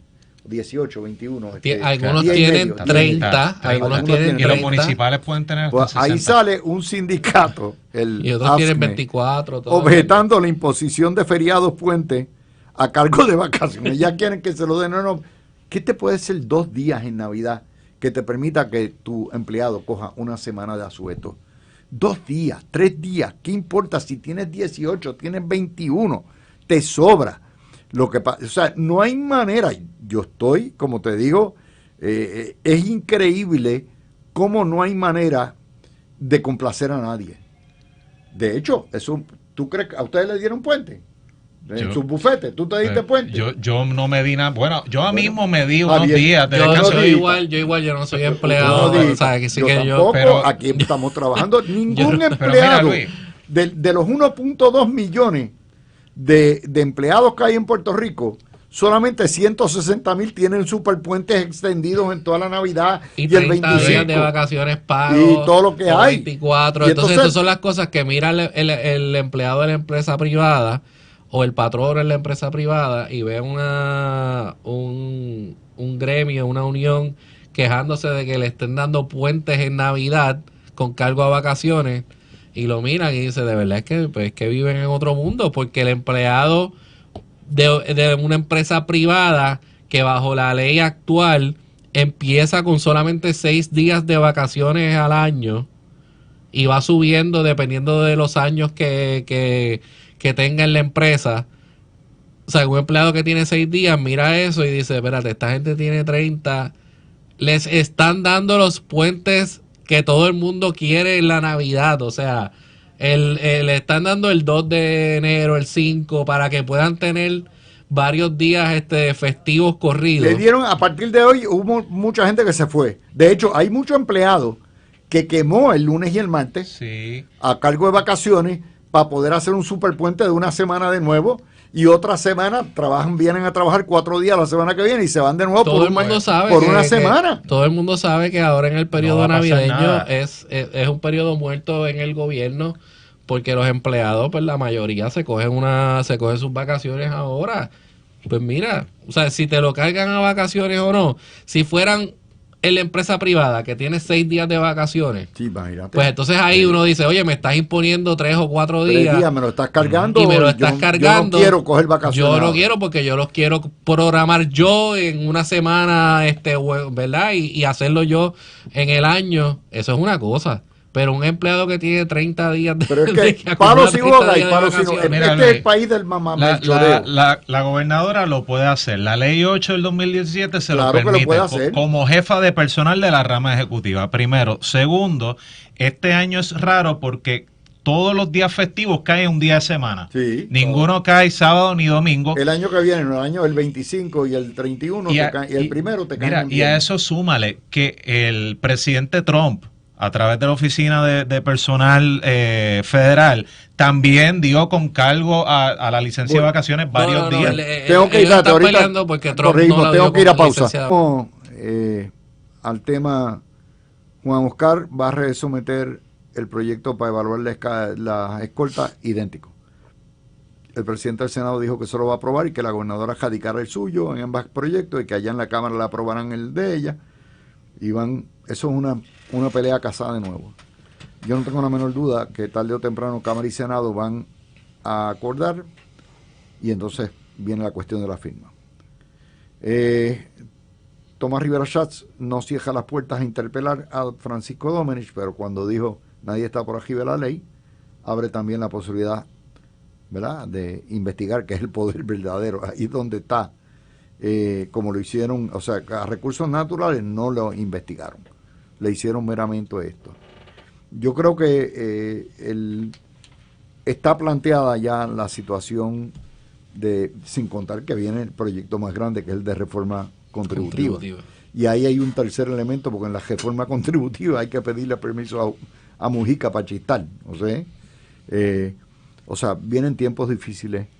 Esta va a ser una sesión legislativa bien fuerte y una sesión legislativa determinante sobre el futuro del PNP y la cuestión de candidatura. No sé cómo tú lo ves, pero creo que está planteado. Bueno, vamos a empezar. El proyecto de las escoltas obviamente trajo toda la situación la semana pasada con la cancelación de los destaques y obviamente que es otro error autoinfligido. Y no es solamente o sea, todo el mundo No tenían obviamente que se lo hacerlo. achaca a la cancelación de las escoltas, pero puede haber una situación ahí con Juan Oscar y la Fortaleza que venía también de antes con lo de Natalia Catón y los ataques que se le hicieron de parte del Senado y obviamente el Senado estaba respondiendo a lo que entendían que eran unas movidas que ella había hecho en contra de PNP que apoyaron a Pedro Pierluisi, etcétera. O sea que esto venía desde allá y obviamente pues ahí lo de el proyecto de las escoltas y todo el tiroteo ahí entre Juan Oscar y la Fortaleza, pues la semana pasada culminó. Esta semana, por lo que entendí, tuvieron una reunión el fin de semana. Lo han descrito como una reunión cordial. Al final del día no han llegado a un acuerdo todavía sobre lo que van a hacer con el proyecto de las escoltas. Vi una entrevista que le hicieron al presidente del Senado y yo lo noté a él bastante tranquilo con ese asunto, diciendo que hay un proyecto de Juan Oscar que él entiende que él lo va a aprobar como está, que hay un proyecto de la gobernadora que él no lo descarta tampoco darle el curso y aprobarlo también si ese fuera el caso. O sea que en términos del proyecto de las escoltas hay una apertura en el Senado a evaluar ambos proyectos y ver cuál de los dos, o si los dos, o cuál, o ¿verdad? Cómo termina el asunto y qué proyecto se aprueba. Así que esa parte hay que ver si tiene una solución todavía salomónica a la cual puedan llegar.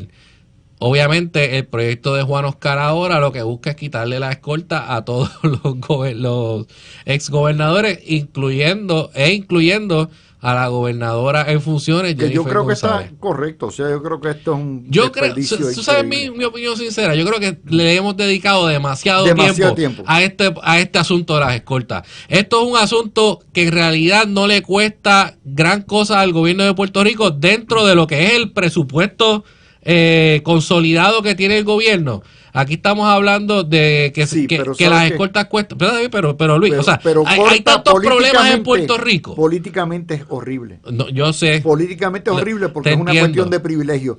Si Juan del Pueblo dice, a mí no me dan protección policíaca, no me dan escolta, porque a estos tipos les tenemos que dar escolta y más una mujer. Bueno, porque tú tienes unos gobernadores que fueron electos bajo ¿verdad? Siendo las escoltas una de las protecciones que tenían y que tienen que tomar decisiones difíciles y que no podemos decir en este momento, pero es que aquí no ha habido un ataque a un gobernador o no se le ha causado daño a un gobernador. Bueno, no será parte de uno no puede saber si qué viene primero, la gallina o el huevo, no será parte de por lo cual eso no ha ocurrido porque precisamente tienen escoltas y eso le dificulta a un loco que quiera venir a hacerle daño a un gobernador, un ex gobernador que tenga la escolta entonces para protegerlo. Bueno, no sé. Para mí simplemente yo entiendo que hay muchos otros asuntos en Puerto Rico mucho más importantes que el tema de las escoltas, pero este ha sido uno que ha sido, y obviamente dentro del PNP ha creado toda esta madeja de problemas internos. Y al final del día, esto surgió porque Wanda Vázquez tiene escolta y ha sido encontrada culpable de delito en el Tribunal Federal. Y un asunto que era resolver eso específicamente se ha convertido ahora en unos proyectos para quitarle escolta a todos los gobernadores, porque eso es lo que quiere el pueblo, etcétera, etcétera, etcétera. O sea que también el PNP, tanto especialmente en el Senado, como que se han autoinmolado también y han buscado esa pelea con la gobernadora, buscando quitarle las escoltas a ella también. Si no era un asunto que la gobernadora estaba de acuerdo y que estaba cuadrado, pues entonces... Yo estoy en desacuerdo. Quiten todas las escoltas, salvo que haya una amenaza de muerte contra alguien y ya está. Quiten todo, se acabó. Si el pueblo no tiene escolta, los exgobernantes no deben tener escolta. Y que demanden, que vayan a corte y a ver si, ¿sabes? Yo no sé, Fernando, tú me dices. Eso lo tiene que aprobar la gobernadora. Tú me dices, Fernando. Tiene Pero que eso firmar la ley. es peor todavía, porque entonces es self-serving. O sea, veta la ley para protegerse ella misma y tener su escolta cuando salga en el 29. Esa es lo que, así es como lo ven el pueblo. Eso es un daño innecesario y autoinfligido. Yo lo hubiese manejado de otra manera, dejarlo de caso a caso, en una evaluación constante, o sea, que los grupos de inteligencia del negociado de la Policía de Puerto Rico constantemente estén monitoreando si hay posibles amenazas contra alguien, un exgobernador o exgobernadora, y si ese es el caso, que le asigna una escolta mientras perdure la amenaza. O sea, yo lo veo de esa manera. ¿Y le debería aplicar a un gobernador que fue encontrado culpable de delito? Como Wanda Vázquez. Fíjate, aunque esté recibiendo amenazas. Políticamente hablando, yo creo que no. O sea, porque fíjate, a fin de cuentas la ley se crea a base de los acuerdos que se llegan a través de la política. Recuerden que aquí hay un pinche contradictorio. El principal oficial de seguridad pública de esta administración, Joseph González, dijo que él estaba en contra de todas estas escoltas. ¿Ok? El principal oficial. De manera que ya tienes un veto que va contra lo que dijo tu jefe de la policía, que ha sido el mejor funcionario que tiene este gobierno. Así que... sí, pero el jefe de la policía no es un legislador. Bueno, ni por eso es ni es el gobernador. Él da su opinión en su carácter personal o como jefe de todo agencia. Lo que tú puedas alegar. Lo que te estoy diciendo es veneno. Es veneno, es fuerte para su fundillo. Vamos a entenderlo así. Y entonces no es un problema de invisibilización. La gente ve eso y que es lo que dice, te estaba buscando. Si me preguntas a mí, un fuerte para el fundillo del PNP. Bueno, para todos. Porque todos están metidos en esto en este momento. No es solamente la gobernadora, es la gobernadora, el Senado, la Cámara de Representantes, todos están ahí. Afectan a todo el PNP. ¿Ok? Y se echa la culpa a todo el PNP, que es peor todavía. Bueno, lo que pasa es que si tú también apruebas un proyecto que no tienes, no has hablado con la gobernadora y no has recibido el insumo de la gobernadora o que la gobernadora esté en contra, Javier, pues sabes que puede venir un veto. Se cae de la mata. Pero Luis, ¿no sabes que puede venir un veto? Sí, pues se cae de la mata. La prerrogativa de ella, el veto es de ella, nadie la obligó a vetar. Es de ella. Pero el fuerte es para ella y para todos los demás. Pero desgraciadamente es así. Oigan, hay una estadística que sacó Elon Musk. Obviamente la prensa en Puerto Rico no cubre este tipo de noticias y mucho menos que venga de Elon Musk, ¿verdad? Que es maguista y todas las cosas que pasan. Esto es una estadística de un estudio que se hace a nivel federal de la afiliación política de los catedráticos y los profesores de las principales 15 universidades de Estados Unidos. Harvard, Princeton, Yale, Berkeley, Columbia, Brown, Johns Hopkins, Duke, Cornell, Caltech, Stanford, Dartmouth, Penn y UCLA. Y entonces hacen un sondeo de las afiliaciones políticas, y esto lo hacen a través de los registros electorales. O sea, en Estados Unidos tú puedes inscribirte. Cuando te vas a inscribir electoralmente, te inscribes como demócrata, republicano o independiente. Más del 90% de los profesores son demócratas. Mira, Harvard, 99%, Princeton, 98%, Yale, 97%, Berkeley, 97%, Columbia, 96%, Brown, 96%, Hopkins, 95%, Duke, 95%, Cornell, 95%, Caltech, 93%, Stanford, 91%, Penn, 90% y UCLA, 89%. Eso quiere decir que los republicanos no hay lugar en la academia para ellos. Los conservadores no hay lugar para la academia. Hay un discrimen al reverso. Pero les traigo esto. No creo. Les traigo esto. Perdóname, esto está estadísticamente comprobado. Es que llegaste a la conclusión de discrimen. Yo discrepo de eso. Te puedo explicar por qué, pero... pero ven acá, Fernando. Sí. Fernando, ¿existe el discrimen en academia o no existe? ¿No? Okay. Fernando, ¿Qué tan larga está la fila de personas que se identifican como conservadores para pedir trabajo en estas universidades? Vamos a ir a Puerto Rico. En la UPI hay estadistas enseñando mucho. El 60% del país es estadista. ¿Cuántos profesores estadistas tú crees que hay? El último que yo conocí se llama Garriga Pico. El otro, Carlos Colón de Armas, que en paz descanse. No los hay. Están recargados los profesorados en la Universidad Pública de Puerto Rico al independentismo y al soberanismo. Hay un discrimen. Hay que desegregar eso. Pero nadie se atreve a hablar sobre eso. Sí, pero, ok, la situación en Estados Unidos continental es, primero, que es un lugar muchísimo más grande, que tú puedes tener un profesor que se hizo en Los Ángeles, California, y solicita para trabajo en MIT, y más allá de la labor académica que ha hecho, tal vez nadie más lo conoce en lo personal, o tal vez pues conocen cómo vota o lo que piensan por reuniones que han tenido entre profesores en convenciones a nivel nacional, pero es un pool mucho más grande. Puerto Rico yo creo que es un tanto distinto.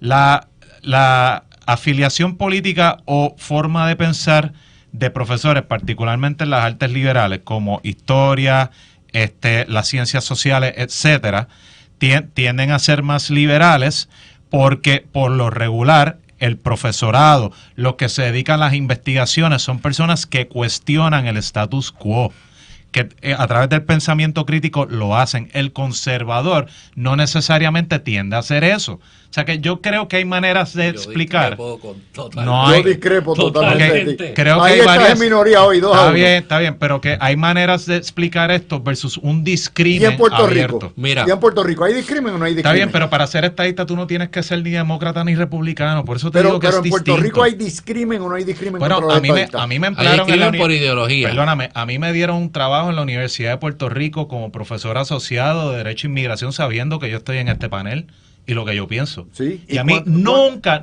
me hicieron nada para tratar de hacerme daño allí. ¿Cuántos estadistas hay en la Facultad de Derecho de la Universidad de Puerto Rico? Bueno, eso no te tengo la Ya respuesta. está, No, te digo hasta donde 10 yo llego. a 1. Te hablo, yo te 10 a 1 tengo igual. la respuesta a base de mi experiencia. Javier, Mira, esos números, o sea, no es casualidad que esos números estén en los 90% para arriba.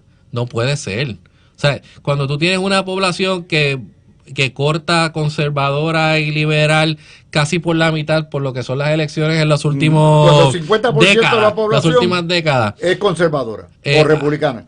no puede ser. O sea, si fuera una anomalía, podría ser que estuviese en 60, 60, 65. Vamos, hasta ahí podría ser una 90, 91, 92, 93, 94%. Evidentemente hay algo sistémico aquí que obviamente los profesores que son liberales tienen una ventaja para ser contratados. O sea, yo no creo que eso, o sea, no puede ser o sea, esa estadística y esa proporción no guarda sentido con lo que es la población ¿verdad? En general, y es tan desproporcional que no puede ser que no haya algo detrás ahí. O sea, no, es que no puede ser que simplemente, Okay. bueno, es que pues los profesores más inteligentes son todos liberales y por eso es que son 90%, vamos. O sea, yo creo que eso es una explicación demasiado sencilla para esto. O sea, yo creo que uno estudia, y hay un libro de Christopher Rufo que no sé si tú lo llegaste a leer, Luis, que siempre Peter está hablando de él aquí, sobre cómo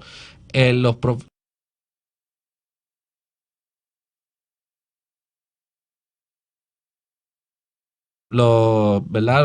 Los profesores liberales y la ideología No son nada liberales.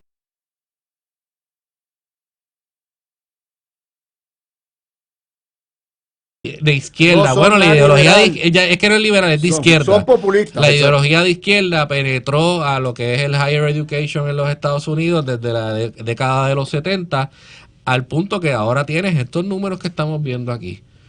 Y eso yo creo que pues ellos supieron meterse como los independentistas en la UPI, en la UPR, supieron también entrar y hacerse parte de la estructura de poder interna de las universidades, y eso es lo que impera ahora en términos del profesorado. ¿Tú crees que eso le hace bien al debate y al intercambio de ideas que deben existir en este tipo de universidades? Que sobre el 90% de los profesores sean liberales. Te voy a hablar de mi experiencia, que está más expirada que el cara, porque yo hice mi bachillerato del 2000 al 2004. Sí, ya somos medio... La inmensa mayoría de los profesores que yo tuve en los cursos, miren, los cursos técnicos, cuando yo estuve estudiando ingeniería, ahí no se hablaba de nada de política, yo no tengo la menor idea de qué pensaba esa gente. Ahora, en los cursos de humanidades, porque terminé estudiando historia y relaciones internacionales, la inmensa mayoría de los profesores, salvo uno o dos, definitivamente eran o demócratas, o eran superliberales, o eran bien de izquierda. Hands down. Pero esa gente fomentaba un ambiente de debate y respeto en los salones de clase que era sin igual.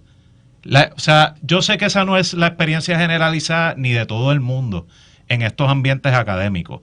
Inclusive, cuando yo daba clases de Derecho e Inmigración durante Trump 1, yo le decía a todo el mundo lo que yo pensaba de Trump. Pero él decía, si tú piensas distinto está bien, y por favor siéntete en la libertad de discrepar de mí en cuanto a las políticas migratorias que él tiene, pero justifícamelo. O sea, que yo creo que a fin de cuentas va al individuo, y no me sorprende que nuevamente personas de corte más liberal gravitan hacia la academia, posiblemente personas de corte más conservador, no necesariamente, gravitan tal vez más a la empresa privada, tal vez esto es un estereotipo, no lo sé, que amerita una discusión profunda y una evaluación profunda de dónde estamos, yo creo que sí. Yo estoy de acuerdo con eso y no debemos cerrarle la puerta a esa conversación. De hecho, eso es un tema en Florida. DeSantis empezó a limpiar y a bregar y a desegregar.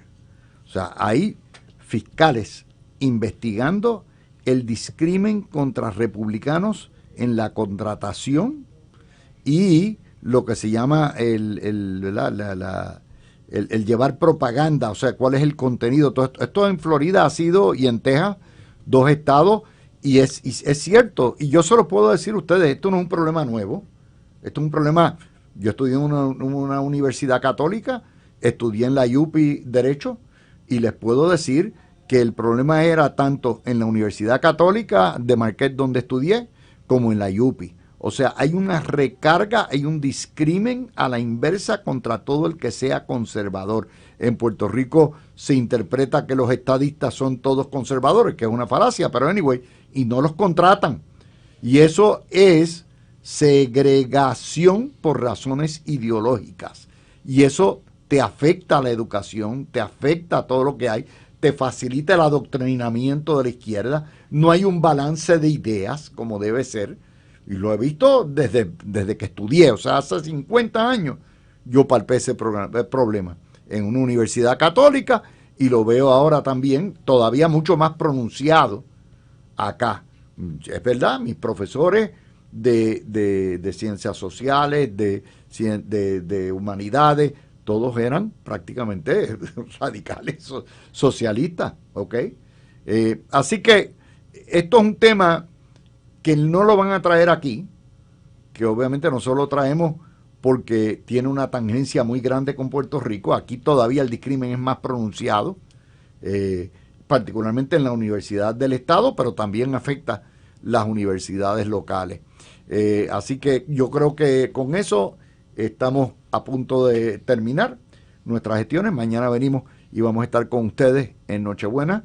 La primera hora va a estar dedicada a las principales noticias que afectan a Puerto Rico, que han afectado a Puerto Rico y al mundo este año. Y posteriormente vamos a dar los premios, un programa mucho más liviano en ese contenido. Javier y los resúmenes, Fernando, toda la Navidad es el programa. Son programas nuevos completamente, así que ya lo saben. Javier y Fernando y Tony, que nos está escuchando, gracias por haber participado y contribuir a que este programa sea el número 1. Y feliz Navidad, feliz Nochebuena, y nos vemos mañana.